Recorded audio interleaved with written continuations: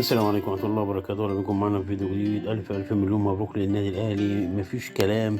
الأهلي فوق الجميع، الأهلي مفرح الجميع، الحمد لله. الأهلي ربنا كرمه وفاز على صايت الأمريكي يعني 1-0. يعني كان الشوط الأول ما كناش حلوين فيه، بس الشوط التاني ربنا كرمنا جدا جدا جدا، الحمد لله بفضل ربنا وبهدف مجدي قفشة. إن شاء الله موعدنا يوم الأربعاء الساعة 9 مساء على قناة SSC. يوم الأربعاء هيبقى يوم 8، مش عارف أتكلم والله من كتر الفرحة. هيبقى 8/2 بموعدنا مع مباراة يعني الأهلي وريال مدريد، فريقي القرن، بطل أفريقيا وبطل أوروبا. مباراة جامدة إن شاء الله، بالتوفيق للنادي الأهلي، وإن شاء الله إن شاء الله الأهلي يكسب ريال مدريد.